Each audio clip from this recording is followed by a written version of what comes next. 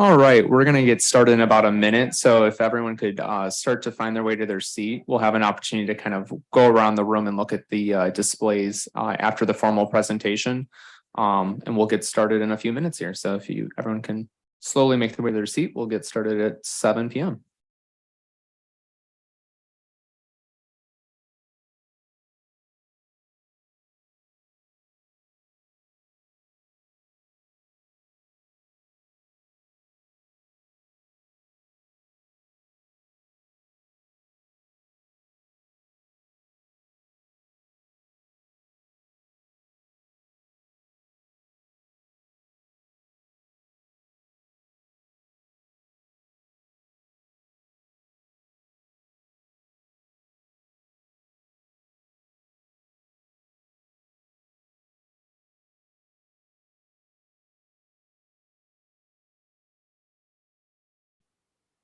All right, it's 7 p.m. So we'll get started. I know we're putting out a couple extra seats for everyone, and that's a good sign. If we have to put out extra seats, that means we got the word out and people wanted to come. Thank you for joining us all tonight. I'm Mayor David Pileski, and very happy on behalf of the Village Board and the Roselle Public Library District, welcome you all to our joint workshop here today, an open house. The Village Board has always set out as one of its priorities to be engaging the public in discussions about, future projects and whatnot, and this is a great example of us doing that tonight. I'm going to just go through some brief introductions and some ground rules for tonight, so that way everyone kind of knows what to expect tonight. We're recording and streaming this meeting, so that way anyone who can't make it here tonight, or if someone wants to go back to look at this later on, they have an official record of what we discussed, so that'll be available. So if you see neighbors or family that weren't able to make it, make sure to share the link with them so they can see what was discussed. We won't take any questions until the very end. So we have a lot of information to go through, and we're going to try to get it all done within the first half hour of this. So that way we can save as much time at the end for everyone to interact, look at the displays and ask questions with the design team, with the elected officials and the staff to better understand what is being proposed. One thing that really strikes me is a frequent thing that we have to deal with from a village perspective is a lot of questions. Why isn't this getting done at a park? Why isn't the school district considering this? Why isn't the library offering these services? And oftentimes it's really frustrating that we have to say that's not our responsibility. And what I mean by that is the village board doesn't oversee those specific tasks. We have numerous different park districts. We actually have 2 different library districts, numerous school districts that all have their own independent elected boards. They levy their own taxes and they make their own plans. And while that's great, because that means you have more people that you're directly electing, it's harder for us sometimes to always collaborate. And that's been one thing that we've been trying to do over the past 2 years is how do we work together to be more cohesive? Because divided, we all are kind of running in different directions. But if we could all focus in on priorities and work together more closely, we can have a bigger impact for the community and hopefully reduce those costs to deliver those big things. A great example of how we've been able to do that recently is actually Founders Day Fest. So for those of you who were able to join, that was a first of its kind event where we were able to pull that off in a matter of months because we worked very closely with the Roselle Park District. And for all of the accounts that I've heard and everyone that attended, everyone had a blast. And so that's a good example of what that can look like. And tonight's another example of that, where the library district, the business owners in the Main Street area, as well as residents helped the village collaborate over the last couple of years. And we'll hear more about that to really put together a more comprehensive long-term vision for our municipal campus and what Main Street could really become.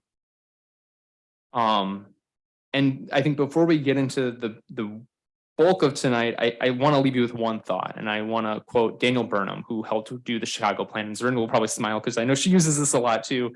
I studied planning in school. I like to pretend I'm a planner, even though I'm the mayor, but make no small plans. And I think that's the key thing for tonight. If we make small plans, we're going to get small results. And so tonight we're dreaming big and we're looking big. So engage us in conversation. We want to hear your ideas on the concept, but together, I think we're able to do bigger things together, both as an independent village and as a library district coming together to work cohesively, though independently on 2 different projects here to have a long lasting impact on our community. So that way we can continue to see us plan for the future instead of just solving the problems for today.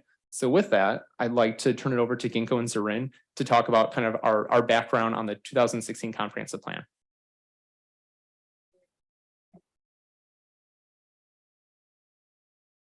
Thank you. Sorry, I'm so short. I'm used to standing and presenting, and the screens are really far away. I'll do my best. Hopefully the mic will catch it.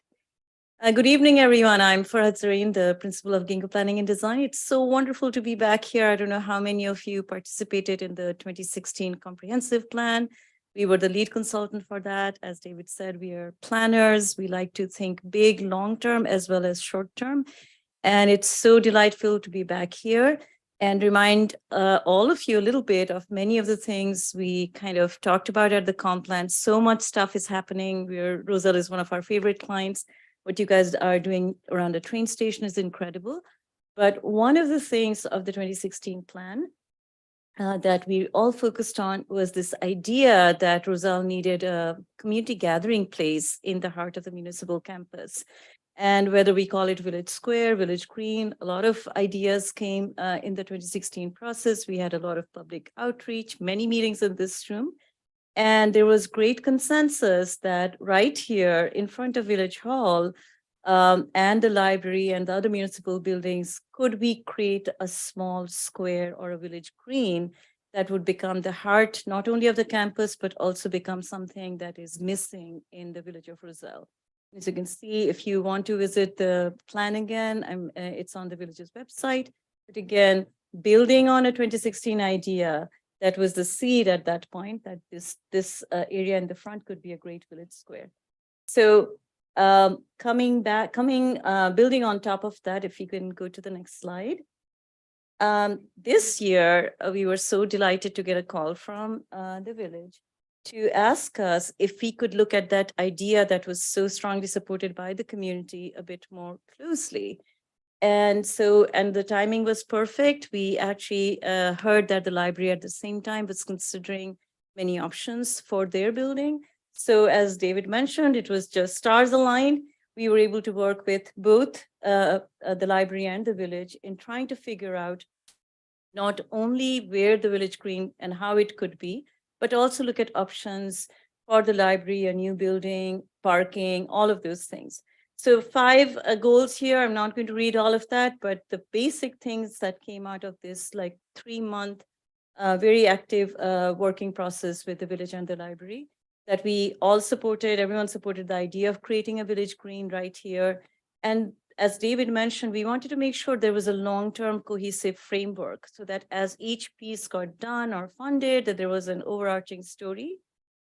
David's a big champion of local art, and you guys are all reading so much. So we also wanted to make sure that this became a hub for local art. We wanted to look at the parking situation that could serve everyone. And long-term also try to see how Roselle can continue to bring in private investment in this part. So there's a very complicated sketch here and a lot of numbers, not going to read all of that.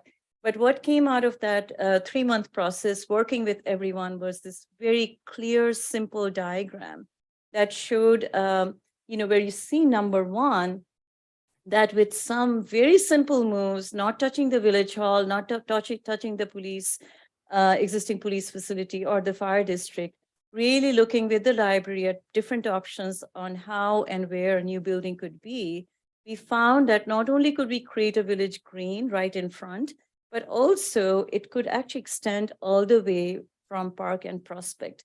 So as part of this project, we started looking at Sparkles Plaza, really looking at Prospect Avenue as an extension of your main street, long-term setting up Park to also be a great street, and having this village green that would connect the two. So we stopped there, and this became the framework for the next 2 steps that are really critical. And tonight we're so excited. We brought on Matt Strange and Confluence Landscape Architects. So they're going to walk you through all the details, primarily for the front part of the village green, from Sparkles Plaza, Prospect Avenue, and really the actual square and green in the front. And later on, we are so delighted to see the library and their architects who are going to talk more about their concepts for the library. So with that, Matt Strange.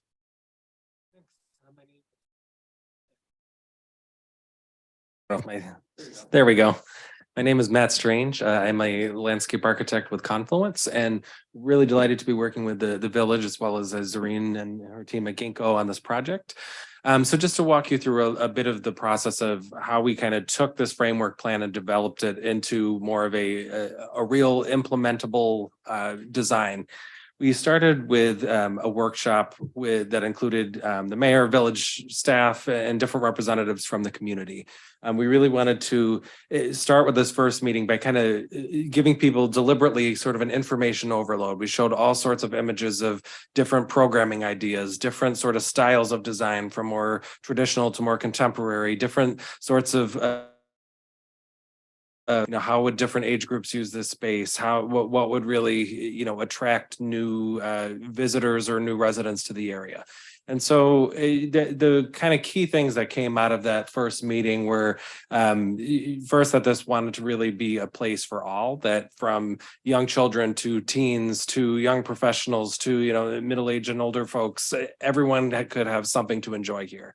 That there was another kind of key thing was that this would really be a place where you could host community events and have this be a place that could really easily adapt to different times of day and different seasons of year, that there was always kind of a reason to keep coming back and seeing this place. I think another key thing that came out of that was that this really wanted to be a transformational project. As David said earlier, make no small plans, right? So you look around at a lot of suburbs in the area that are similar to Roselle in a lot of ways, and a lot of them have done different kind of downtown redevelopment projects and that kind of thing. And while some of them are nice, they're pleasant to walk through, there's very few of them that are really kind of memorable and transformational and kind of make you say, I want to go visit that place. I have to go see that again. I want to go back there. And so we really talked about how do we really make this unique and different and really quite special for Roselle. Slide. So the next meeting, we kind of took all of those ideas and feedback that we got from the first meeting before we had put pen to paper, and we began kind of studying several different concepts for how we could begin translating that into reality. So we explored several different designs here, from more kind of whimsical to more sort of organized and architectural to more kind of naturalistic and organic to something quite kind of contemporary and out there. And as often happens in the design process, sometimes you kind of lean towards one direction, but we like bits and pieces of this plan and that plan. And so we ultimately went in kind of a whimsical direction, but took bits and pieces of the other plans that everyone sort of gravitated towards and liked. Next slide. So it's sort of the inspiration, and I'm sure some of you have maybe seen some of the preview images on Facebook and said, well, what is all this pink stuff that we're seeing? And the mayor's got his hair pink. It's like perfect, right? So where this kind of came up with was a really kind of whimsical idea of, okay, you take Roselle, the rose is sort of the theme in some way of the village. And what if we really kind of thought about that in a celebratory kind of a way? You think about, roses and weddings, you're sprinkling flower petals down an aisle. It has a very kind of ceremonial, celebratory quality to it. And what if we really thought of this space along Prospect as that sort of ceremonial, celebratory kind of experience, where it thematically felt like sort of rose petals scattered across the Prospect Street, kind of the string of pearls that kept people walking along to see new and different things, and could really become this sort of artistic and really unexpected intervention along the street that people who've never been to Roselle before would come by and say, what's that? I want to not only see that, but I want to park here and spend my money here at local restaurants and shop at local shops, and maybe I want to actually buy a house here. Give people an incentive to say, "Ooh, this is a really special place where things are happening. I want to keep coming back, and I want to see new things and come visit different events." So, next slide. So this is the plan, and afterwards we've got some boards where you can kind of see things up close. For some of you, it might be a little small there in the distance, but there's a few key areas. What we're calling Petal Plaza is really the space between the Village Hall and Police Station. That's really imagined as kind of a really flexible green space. You're seeing some zigzags across the top of that. We're actually imagining that as kind of a suspended art element that floats over that lawn. So for the young people in the room, it's sort of your Instagrammable moment here in the village, a reason to come take your senior pictures or to just become a place to see. It's sort of a recognizable destination. So That lawn space is really intended to really be flexible for a number of different events. You can do outdoor concerts out there. You can have farmers markets, and we'll kind of go through some of that in a bit. And there's a stage there anchoring it, planned south, but north is to the right on here. Yeah, perfect. So a stage that day to day works as just kind of a little seating area with a canopy overhead, but during events easily adapts into a stage. As we kind of go around the corner, what we're calling Pedal Promenade, we were one of the things that came out of those initial meetings is that this really wanted to feel like a green space, not like kind of a hard urban plaza so much, but that this could really feel like more of a garden experience. So this is sort of a garden stroll, if you will. So there's this sort of serpentine path that goes through a really colorful garden space. And in that context, these petals really become these seating nooks kind of carved out of the garden itself. So that those nooks would then have different sort of seating opportunities. So maybe it becomes a place to work outdoors, or a place your kid wants to kind of run back and forth and see the butterflies on the flowers, or hey, it's just a nice place to sit and stroll or take a photo, or it kind of provides some different opportunities there. Perfect. Oh, Well, I got that. Aw. And then as we move to the north, which is on the right on this plan, that's what we're calling pedal porch. So to sort of receive people from off of the train, this, you know, if you look at some of the actually houses up and down Prospect Street, there quite a few of them have front porches on them. So it's sort of a more civic take on that idea. So this is a raised platform that's still accessible with a wheelchair, would have a canopy element overhead with seating underneath. Your view to the lovely mural that was just recently installed is still, it's now put on a pedestal. So you're seeing it even more visibly and being able to experience it up close. But this then becomes a place where, as people are coming off the train, it's a place to perch. It's a place to kind of people watch, and maybe I can grab food at the local restaurants on Main Street and then have my lunch outdoors. It just becomes a nice community gathering opportunity that, again, is flexible enough to adapt to different events. Next slide. So just some enlargement that we can go through these fairly quickly, since I sort of explained these the overall, but an enlargement of the lawn area at Pedal Plaza with again these sort of pedal seating elements tucked within there. It's a flexible, usable space with a canopy overhead. What you're seeing on the top of the plan, that sort of boomerang shaped thing, would be a double tiered kind of bench seat, and we've got some renderings coming up that will give you a better idea, but it's sort of a signage and seating opportunity that anchors that corner. Pedal Promenade again is more of the garden stroll that connects the porch space to the plaza space. So plenty of little seating nooks along there. The idea is to have really kind of colorful, mostly native plantings that will be low maintenance, but attract, you know, butterflies and birds, and be sort of seasonally changing, and lots of things to smell and see. Next slide. And then we wanted to look at sort of some event opportunities in this space. So not only that it looks pretty as a plan graphic, but how can this really adapt and change to all sorts of different events that the community likes to do? We actually, at our first meeting, got to watch one of the concerts that you all did here in the summer. So it was great to see that that's something that happens here in the community. So we wanted to look at, okay, well, if you wanted to do a concert, how would you do that? So we've got, as I said, a couple of different stage areas where there's kind of the stage to the bottom of the plan. And then there's also there's kind of a little porch area that's wrapped around the corner of the building. But both of those can work where if you wanted to do, say, an outdoor yoga class, you could have a fitness instructor up there and everyone goes out on the lawn to kind of watch that. If you wanted to do it more of a concert, or, you know, a speaker comes to town or something, then they stand on the stage and you're able to have chairs be flexible and work on the lawn space. But it also could work for something like farmers markets, where there's plenty of space to lay out tents or, you know, tables or booths or that kind of thing. Or in the winter, we hear you have a wonderful kind of winter holiday light festival sort of a thing. So now that we've got this nice garden to walk through, that can be really part of the whole lighting experience. It's a reason to kind of walk through there. You could do an outdoor winter market in that space. There could be different sort of lighting in the trees. So it sort of elevates that whole experience to an even more special thing than what you have right now. Next slide. So we've got some before and after renderings. This is Prospect Street looking south at the existing sort of Sparkles Plaza. Next image. This is the after of that. So you see these pink blobs that you're seeing in the street are meant to be petals, where these are still very much kind of in process. Are these the exact pink color? Are these the exact size? I don't know. We're still gonna kind of test out some things and explore that. But the idea is that it creates this instantly kind of eye-catching thing, whereas I'm driving around Main Street, I say, what on earth is that place? And I want to stop and go see that some more.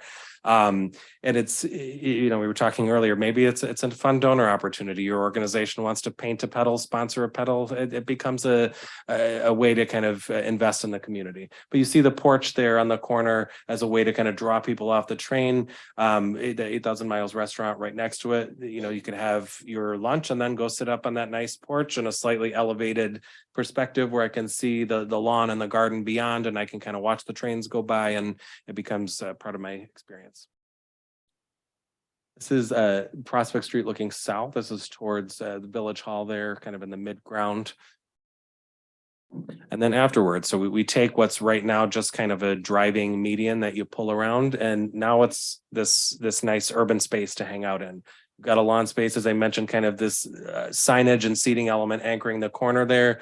You see the pink dots kind of floating overhead would be that overhead element, whether they're kind of plastic petals or lights or something that adds a sense of canopy and verticality to the space to, again, make you want to stop as you're driving along and say, what's that? I want to go hang out there. It seems like a fun place to be. Next slide.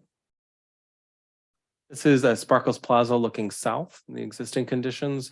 Something we heard in Prospects or Sparkles Plaza, originally we were thinking would probably be another sort of plaza, but everyone was kind of like, no, we want this to feel a little greener than it feels right now. It feels very kind of hard and not quite as usable. So that's where the porch a little more up close. You can see on the right hand side there, sit along the edges of that. So a couple tiers, you can sit and look out at the lawn as people walk by, or step up under that shade structure, have your lunch out there, and kind of a nice partially shaded environment. This would have lighting at night, so it'd be a way to kind of make it interesting even in the evenings.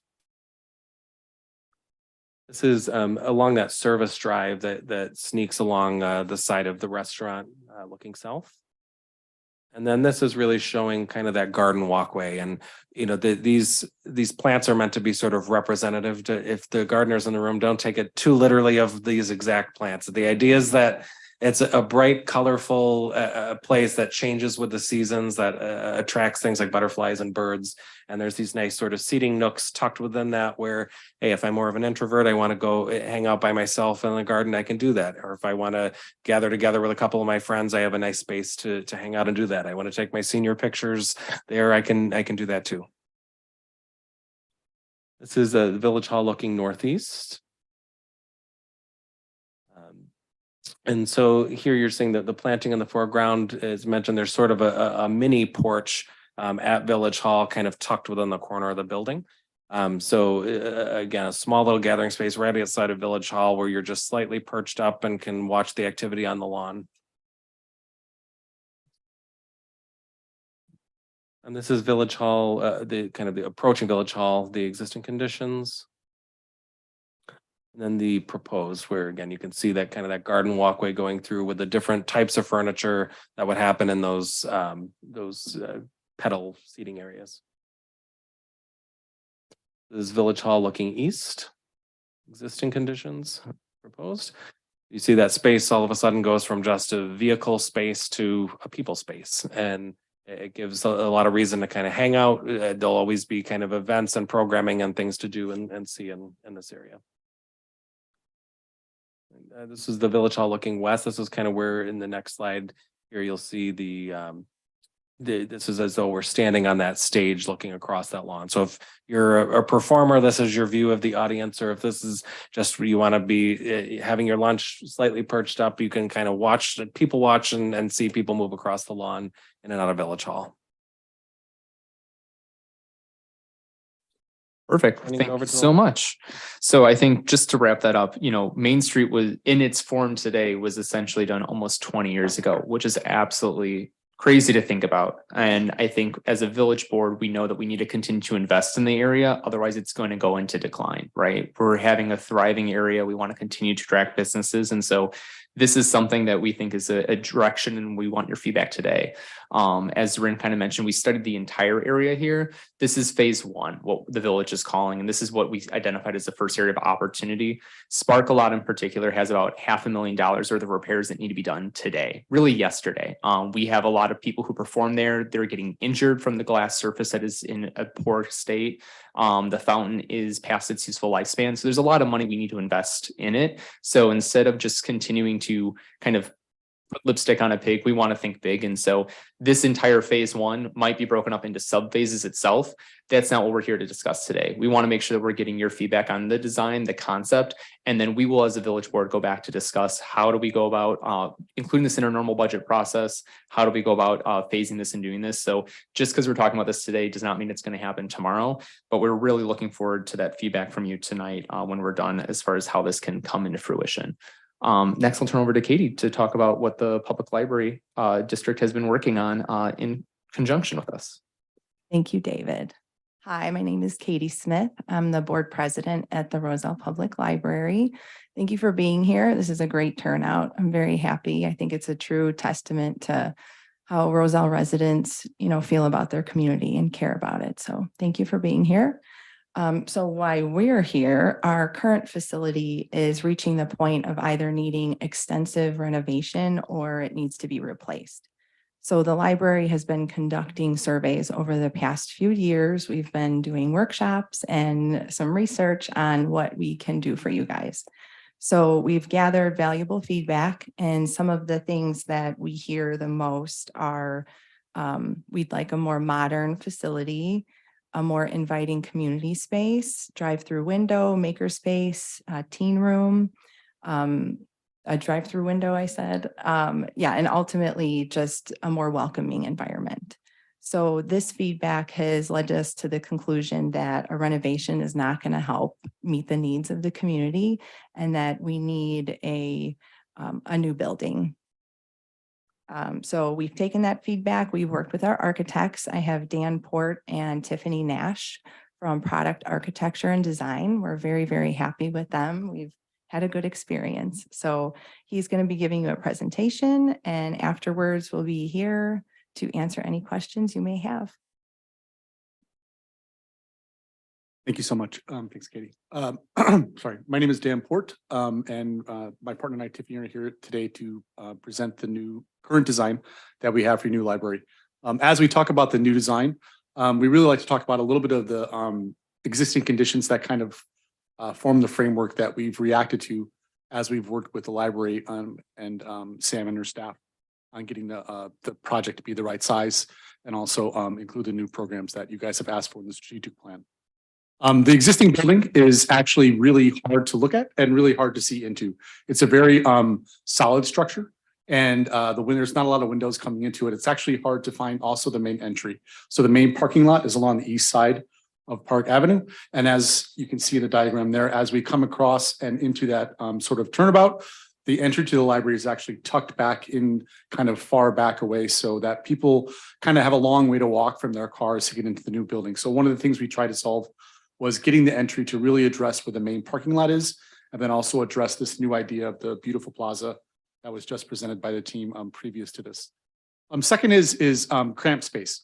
So there really isn't enough room in the library currently to house the new programs and ideas that the community are asking for in terms of a modern and relevant library experience.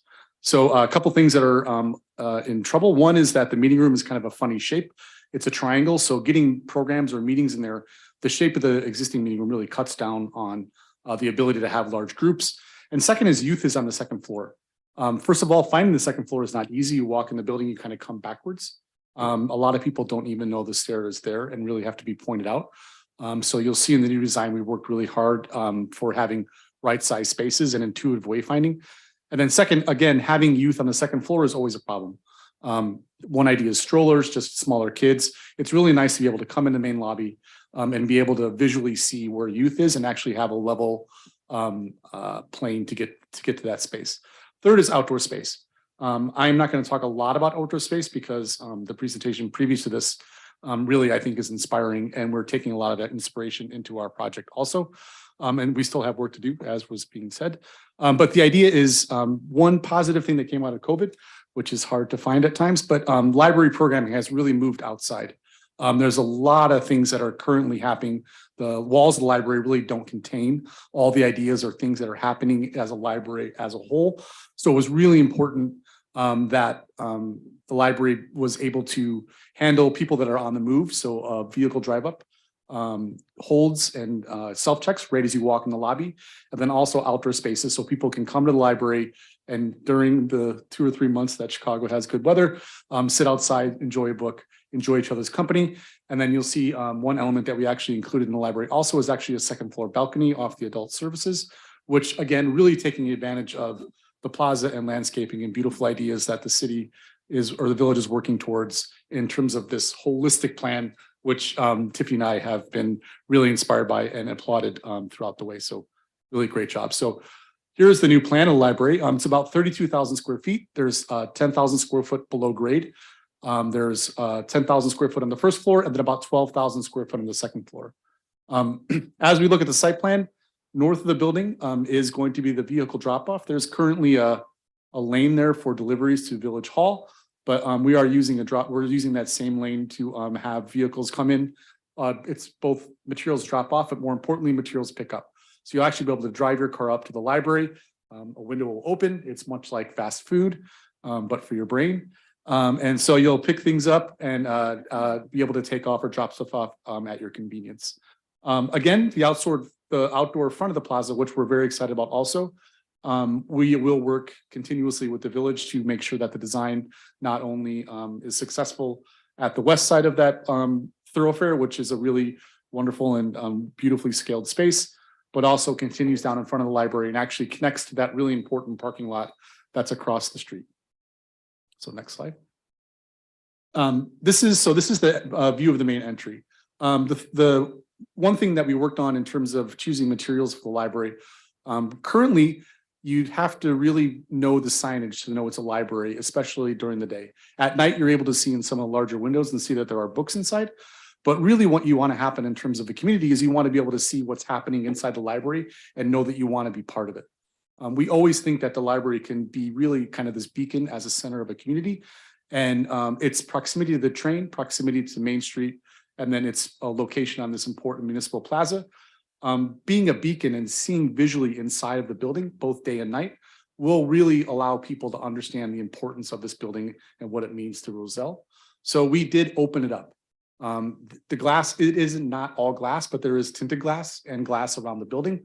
But again, conceptually, the idea is to make this a bit of a lantern, both day and night. So as you see this main entry, we created a 2-story entry plaza on the corner, really making sure that people understand where the entry is. To your right in this image is where the parking lot is, and to the left is the plaza that leads into the Pedal Plaza. This is just a close-up of the entry. We did create a canopy so that there is inclement weather. You have a spot to stand outside and wait. But again, it really is what we worked really hard for was to link this entry both to the parking across the street, making sure that your walk from your car to the library is as short as possible, considering the months we're about to get into. And then second is to make sure that as you're using this plaza as a civic idea, that the library is the entry to the library is intuitive. So when you look at this image, we hope you can understand exactly where you'd be walking in the building. This is the elevation on the east, and it does face the parking. One idea about libraries too is that you really want to understand where vertical circulation is as you approach the building. So on this image, it's actually very nice that when you're walking towards the building from the parking, you see the stair to the second floor, you see the entry, and you understand that when you walk in the lobby, that you'll have a choice. You either go upstairs to adult, or when you see the images of lobby, you either use the lobby as it's intended, or you go into youth. So the entrance is actually off to the left. So this is just a really beautiful elevation that kind of diagrammatically, but also intuitively shows you how the building is built and how the building functions are used. This is the drive-up window. We're really happy about how this works. We tend to try to use the building to create caverns so that it's protected during inclement weather. So the first floor of the building is actually set back. The second floor of the building is actually cantilevered over, and that creates kind of a natural canopy for the drive up. So you can see the car driving up to the library. It'll either drop up or pick up materials and then circle around and come back right onto park. So we worked really hard. The back of the site was a little bit tight between the extension of Petal Plaza down through to the parking, and then the sort of delivery lane that reaches Village Hall, and fitting the drive-in space was a little tough, but it actually worked really nice in terms of the massing of the building. This is a really special spot. Currently this is the space between the library and Village Hall. It has a path through it, and I think, and I'm going to forget your name, sorry. Matt said a really beautiful idea, which was a memorable moments. And I think this is a really memorable moment. There's lots of them in the building, but I think this one's really important. It's a learning garden outside of the library off the patio. So what we want to do, and again, this is something positive that came out of COVID times, is that outdoor programming, especially for youth services, really became an important thing, so that kids kind of are cooped up in the house or cooped up in school all day. It's really nice if the weather's good to be able to take them outside and do the early learning or sort of hands-on learning or learning as you play, which is a really important part of programming at the library. So this, again, these outdoor spaces that are programmed, they can be used loosely, right? You can use them throughout the day, but it also gives staff in the library, again, the ability to kind of come outside and sort of break that barrier of the library wide open. This is the outdoor plaza that is part of the library's property, but actually links itself to the Petal Plaza. So in terms of speed, we saw the plaza, this portion of the plaza being a little bit quicker. It's kind of people coming as a thoroughfare from either the parking to the Petal Plaza proper, or that's a lot of P's, or stopping at the library and kind of slipping into this seating area that again slows you down as you come in. So you can stop, enjoy a book, enjoy company. We'll have a vending cafe inside the library. But again, it's sort of that indoor outdoor space that really is no longer considered, the library is no longer just inside of a building. It's actually the whole idea and the whole experience that we were working towards. And the separation there is landscaping, which we're really excited about. And it has to do with grade changes, which is not interesting whatsoever. First floor. So the first floor includes the lobby, circulation services, and then also youth. This goes back to the idea we were talking about of having youth on the first floor. Currently, to get to the second floor and you have a stroller or kids, you kind of have to get there, get to the elevator, wait, go in the elevator, come out, get off. Here, when you come in the main lobby, you'll see the entry on the corner. You come into the lobby and you'll see in the images, the youth is hopefully very recognizable. We do have some sort of quick computers and new materials in the lobby. We have holds and self-checks, a vending cafe, and also induction, and then the stair to the second floor. So this is the view as you kind of come into the lobby. You see the main circulation desk, and then again, we're hoping that you can understand that's youth in the background there. We see the sort of playful shapes and colors. One thing that's really changed in terms of libraries too is that it used to be youth area was the adult furniture made smaller, where they would cut the legs off and make it a little bit shorter. We haven't designed a library that since I think we've opened our firm. So we really believe in the ideas of shifting environments. So some spaces want to be quiet, some spaces want to be colorful, some spaces want to be loud, some spaces want to be a little more quiet. Youth services really wants to be inspiring. It wants to be light-filled. It wants to be full of color. It wants to have high ceilings and fun lighting. It wants to inspire both youth and adult. So you'll see as our images come up that we've worked really hard to both make the entry to youth, as Katie was really adamant about, making it something fun to sort of go into and enjoy. And it plays a good part in the lobby. It's not in conflict, but again, it's that visual cue, that sort of intuitive wayfinding that lets you know where to go without a sign that says, go to youth over this way, or the stairs behind you, try and find it. So this is, again, some of those materials in the lobby. We have holds. Again, this big idea about kind of coming in, if you want to come to the library and be quick, pick up your holds, check them out and leave, that's great. If you want to come to the library and go up to the adult services floor, go into youth, that's great too. So again, this sort of, the lobby ends up being kind of this incubator for the other spaces that kind of connect to it. This is youth. So this is where the floor starts to be colorful, the light fixtures get more colorful. It's just more colorful all around. The shelving's a lot lower, which gives a lot more visibility throughout the space. To your right, you'll see a programming space, which is sort of what it is. It's sort of a meeting room or a big conference room for little kids and kids alike to sort of for the library to have programs for them to enjoy throughout the day. So they're not sort of taking over the main meeting room and in conflict with those two ideas. And then to your left is actually the patio that we saw outside, and then also with the learning garden. So as we walk into the space, you'll see that there's more and more and more to do, and that the younger kids are also in the back and the older kids are in front, so that younger kids tend to want to be away from the entry so they're not running out into the lobby, and the older kids can usually kind of handle themselves better. Main desk. So again, that's that fun gate that you walk through. Kind of, we have ideas about putting objects in the gate, and those objects can change. So as kids come to the library, they find something new every time. This is like a tween space. It's kind of that junior high idea. We want to give them a little more sophisticated feel. And actually, I think we would work with them a little bit on this space to make sure that they have kind of input and ideas about being part of how the space ends up being. But again, it's a little more sophisticated seating, a little more sophisticated material palette, kind of introducing them to the idea of kind of moving upstairs to the adult spaces and the teen space that you'll see in future images. Early learning is a huge thing. So hands-on learning for young kids is a huge idea about A, introducing kids to libraries, and then B, making them lifelong learners.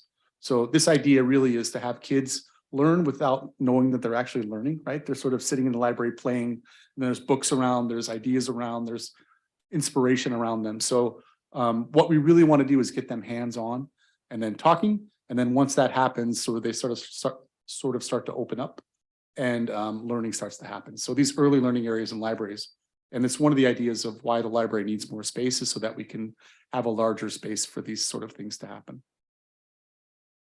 And that's just, puppet theaters, all these ideas about really fun things that can happen at the library, making those memorable moments that Matt was talking about earlier. Second floor. So the second floor, as you come up the stair and elevator that are off to the right of the plan, we have an open space with book displays. And then the main part of the adult collection is on the second sort of left side of the building. Over that sort of patio space towards the bottom of the drawing, labeled balcony, is a balcony. And that's a kind of beautiful outdoor space that people can have materials out on. And actually it affords a really beautiful view to some of the bands and our ideas that they're having for Petal Plaza. On the back side of the plan is the maker and teen, and a number of study rooms kind of ring around the collection. I think as a planners, Tiffany and I tend to make solid parts of the building solid, and then really open up the other parts of the building. What we found is that 40% of the work that we do in library renovations specifically is kind of taking things out of the way that have been put in the wrong spot. Meeting rooms, toilet rooms, things that just want to be hidden away in the back and end up being in the front of the library, or help for versatile planning. We know libraries change throughout the years, so we want to make sure we have a 30-year building that has a lot of open space in it. So if you need different plans or different ideas, or libraries function shift, need more open space, you don't have rooms sitting in the middle of your floor plan that will preclude you from doing that. So if you notice the plan, the rooms are on the back, and the whole front of the library is open for either expansion, contraction, or different programs, making sure that we're not designing a new library that in 10 years needs to be renovated. So this is the view you see as you get to the adult floor. You're seeing the teen space on the right there. So that's one that's still full of color, along with the maker. But again, lots of soft seating, things that are kind of missing in the library today. A face as you walk up to the top of the stairs. So the desk is positioned kind of in the middle of the floor plan, so that as you approach it, you always see a librarian, which I think is important. But again, lots of seating along the glass, and then collections to the right. So we really are making this experience of looking out the windows, taking in the sunlight, enjoying sort of a high open space, not a typical space that you see in a community, as part of this memorable library experience. Again, lots of seating. So those are adult computers, adult couches. We have not picked furniture yet, but the idea is right. So we have lots of different types. We have collaborative seating, we have single seating, we have double seating, we have table seating, high seating, low seating. Starbucks does it right. If you walk to a Starbucks, there's 8 different ways to sit. You can sit at a high table, you can sit at a low table by yourself with a partner on a couch. That's an idea that I think we've taken in this plan very seriously, making sure that there's just not repetitive types, because as you come to the library on Tuesday, you may feel different than you do on Thursday. And that's important to be able to have both those experiences at the library as you come back. This is the outdoor balcony. The church is really pretty. It's a really pretty part of the municipal plaza, and we love it. So this idea really was to be able to celebrate it as kind of this piece that's a little bit precious. And the balcony also is, balconies are really nice because it actually raises you above the ground plane and then kind of gives you a view across. The natural landscape of this portion in all of Roselle, frankly, is quite beautiful. There's lots of trees, and ideas of sitting in the canopy of a tree isn't an idea that you get all the time. So we're very excited about that prospect in terms of an outdoor balcony. And then this is that view looking back towards Petal Plaza, which I think we'll work with the landscape team a little bit better on to make sure that we can maybe see it. And fireplace. So we worked a lot about a really memorable experience for the adults also. So we came up with this idea of this really slender and thin, simple, modern fireplace that really lets you kind of slow down even more. So as you can tell, when we walk out off the stair on the second floor, it was kind of active, lots of seating, a lot of people. As we get further and further deeper into the floor plan, ideas and noise start to slow down. So libraries aren't all quiet, but they are zoned. So as we get towards the collection, things become a little more studious or a little more quiet, and the fireplace kind of plays part in that. Just another view of the fireplace. The thing we like about this view also is the view out. So as you're enjoying the fireplace, you're taking in the outdoor environment, and then you have the collection off to your left. Can't have enough study rooms in any library. With people working from home, tutoring, just studying, using a library as groups, collaborative space, really as many study rooms as we can fit inside of the library is the best.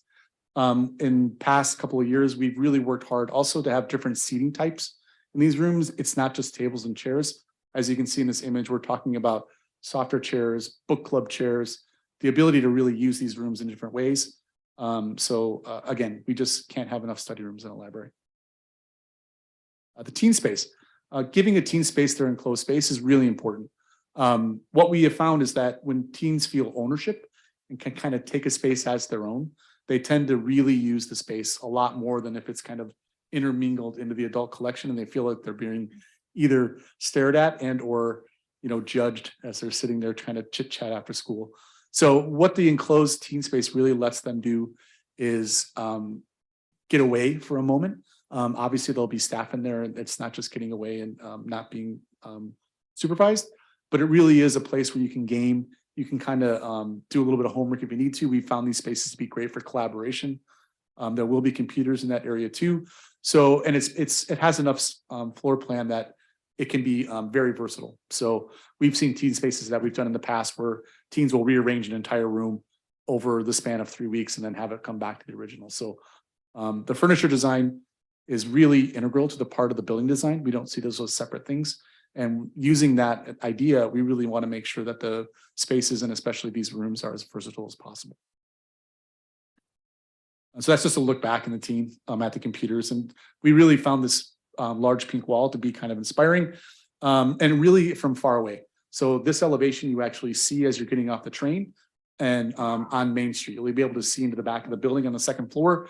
So we wanted to have this really big kind of idea that you would recognize the library by its large pink wall as you were kind of walking down Main Street. And I think we can work that pink out pretty well. The maker spaces used to be kind of just spaces where you kind of made things, but I think they've become a little more versatile. There's sinks, and what the really good part about it is it's a lot of technology and/or equipment that you don't have at home. So instead of going to the store and buying it, you actually come to the library and use it. There's also higher end technology that you can't, it's not that you can't afford it, but technology changes so quickly. It's really nice to be able to come to a space, do some 3D printing, do some laser etching. It just really ends up being a spot that you can be creative actually inside the library. So it's not just for kids, it's not just for adults, it's not just for youth. It really ends up being that space that stays lights on throughout the day, making sure that it's always being used. This is a view looking back the other way. Again, we're really excited about this being on display. So this is the other space that you see on the second floor as you're coming down Park and also from the train going past. Sam had this, the director, Sam, had a beautiful idea about displaying projects as you walk up to the makerspace. So that's that really tall sort of shelving unit that has all those objects on it. I think it's a really nice idea, sort of putting program on display, making sure that people understand what the potential of the space is. All right, the lower level, I'll go through this quickly. The lower level really is administration, and then a large meeting room, and then friends of the library, and then a conference room also. I realize we're running over a little bit. Sorry, we're all excited. So this is the main meeting room. It's about 100-person meeting room, and it's divisible. So it's able to be used as 2 spaces or 1. Full technology. Again, it's just a really useful kind of functional space. So we have sound panels on the back wall now, good lighting.